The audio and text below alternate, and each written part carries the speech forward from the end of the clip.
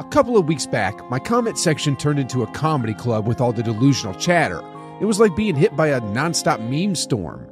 Every evening, I'd come home from work, plop down, and these comments would be waiting for me. Then I hop online and there's Kendrick Perkins echoing the same stuff. And you know what? I just burst out laughing. I mean, full-on belly laughs. Because here's the thing. Despite all the noise, when I switch on NBA League Pass, what I'm actually watching blows all that talk out of the water. Falling down and hit the Sheesh, guys. That's just the tip of the iceberg. Right now, the Warriors are tied for the hottest team in the West with an 8-2 record over the past 10 games, and suddenly, all those delusional comments start looking a bit, well, delusional themselves. I'm feeling a bit like Thanos here at the moment. Remember when he said something along the lines of being called a madman, but then what he predicted actually happened? That's the vibe right now. The NBA has discounted the Warriors all season, but the Warriors have just delivered a metaphorical slap to the NBA's face. It's like they've woken up, stretched, and reminded everyone just who they are. Before we delve into the heart of Warriors basketball, let's catch up on the latest buzz. So, here's the real scoop. Steph Curry's three-point showdown with Sabrina Ionescu isn't just another highlight reel moment. It's a story that spins the ongoing debate about Steph and LeBron in a whole new direction. Imagine this. The greatest shooter the NBA has ever seen, number 30, steps into the spotlight, not just to win, but to take his reputation on a challenge that could redefine his legacy. The whole world watched, holding its breath, and Curry delivered under pressure, showcasing why he's in a league of his own. Sure, it was just a three-point contest, but consider this. His opponent, Sabrina, recently shattered records, making the stakes sky high. Then there's LeBron, an athlete whose physical prowess is unmatched, yet he steered clear of the dunk contest. Why? Maybe because, like Steph, he had more to lose than to gain. But here's where they diverge. Steph stepped up, willing to risk it all, proving why he's not just a player, but a legend. In essence, Curry's bravery to compete, regardless of the outcome, adds another layer to the endless who's the greater debate, showing it's not just about talent, but also about courage to face the music, even when you're already at the top. So after all the All-Star Weekend excitement, Steph Curry didn't just chill. He got right back to proving everyone wrong about the Warriors. Picture this. Curry steps onto the court, and bam, he's on fire from the get-go, racking up 16 points in the first quarter alone. It was like Chase Center turned into his personal funhouse, with him pulling off tricks left and right. For its free throw line. Steph Curry, smoking hot. There was this moment, this crazy no-look pass to Wiggins that just made everyone's jaw drop. Look at this. He knew where Wiggins was all the way. The Lakers with no one back. 5 fast break points already for the Warriors. By the end of the night, Curry had whipped up 32 points. But hey, it wasn't just the Steph show. Andrew Wiggins shook off whatever was holding him back and added his own magic to the mix. But let's not forget about Trace Jackson Davis, the rookie sensation. Coming straight out of Indiana, he's been turning heads left and right. And in this game, he was a force to be reckoned with, scoring 20 points on just 10 shots. And yeah, the Lakers tried to keep up, getting to the free throw line way more than the Warriors, with 21 attempts to 14. But as I've been saying, unless they're getting 20 to 30 more free throws than Golden State, they're not winning anything. And wouldn't you know it, the final score? A solid 128 to 110 for the Warriors. Then, the very next game turned into the Curry family reunion, Steph versus Seth, number 30 squared. But plot twist, the Curry brothers decided it was a night off for their usual scoring fireworks.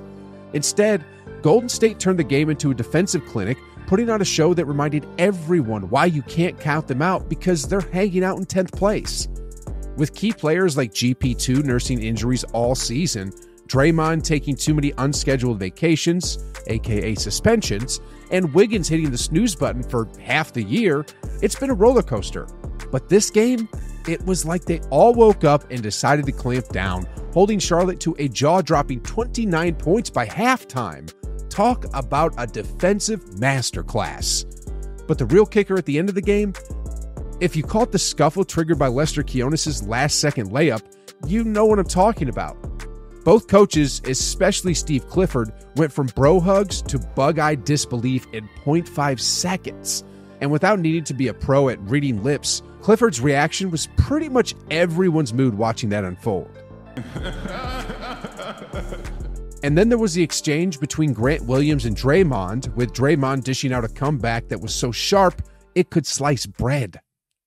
Talking too much kind of got you out of Dallas.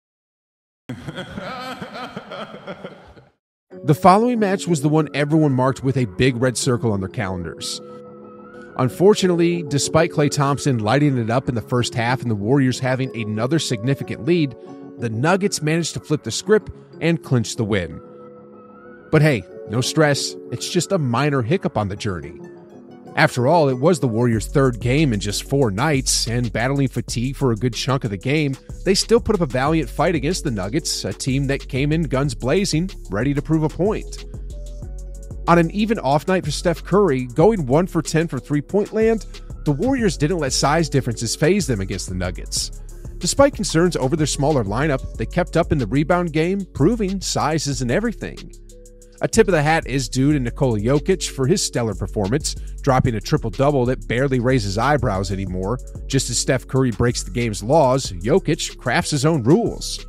But what's the big picture here? Despite the waves of critique crashing down on them, the Warriors stand firm as true championship contenders. I mean, in a 7-game series, counting the Warriors out is a gamble few would take.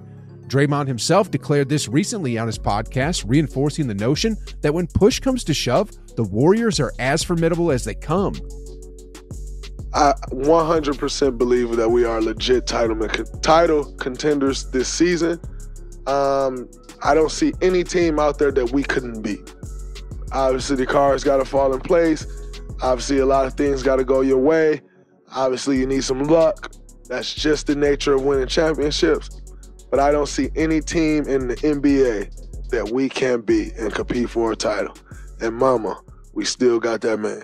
With that being said, let's now dive into the juicy part, the playoff landscape. So here's the scoop. Even though the Warriors have been heating up and hitting their stride, they're still currently chilling at the 10th spot. But guess what? This might just be their sweet spot. Here's why.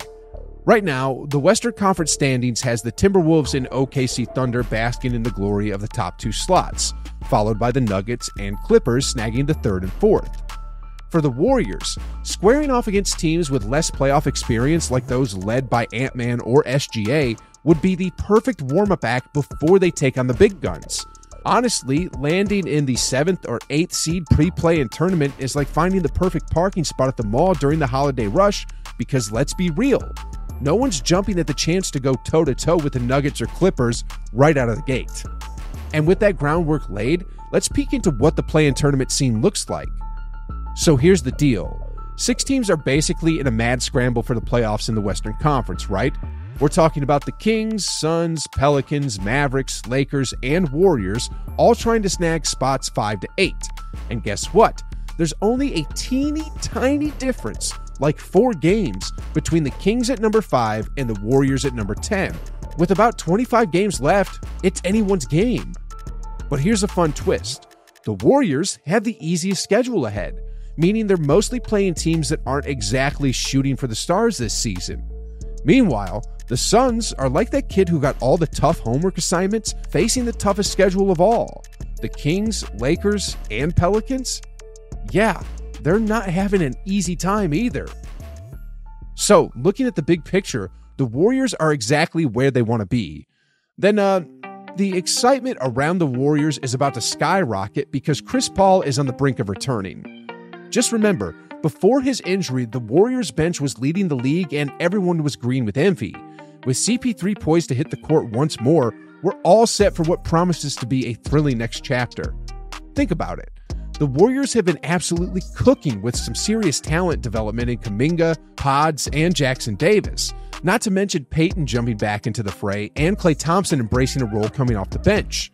Integrating Chris Paul back into the lineup is like summoning Jon Snow back to Winterfell in Game of Thrones. His return signals the turning of the tide. If this isn't a metaphorical slap to the face for all the naysayers, I don't know what is. The Warriors, once written off as finished, are now in a prime position to turn those critiques into fuel for their fire. Talk about a dramatic turnaround. Switching gears for a sec to revisit that Hornets scuffle. Is it just me, or are the Hornets getting all mad over this kind of crazy? Let's glance at the clock. If Lester doesn't take that shot, it's a turnover. And honestly, who's looking to add another turnover to their stats? Why the big fuss over an extra couple of points on the board? Then there's the moment post-shot when Miles Bridges literally asks Lester why he went for it, and Lester's like, "What do you mean?" You can't help but laugh. It's like straight out of a sitcom. And oh, Grant Williams, it feels like just yesterday when Jaylen Brown had us all scratching our heads with what he's been doing. But Grant? He's quickly climbing the ranks in the "what were you thinking" department. Joining the Hornets and jumping straight into drama? Classic. What I found hilarious about this whole situation as well is that not once during this whole scuffle did Steph Curry move from his seat.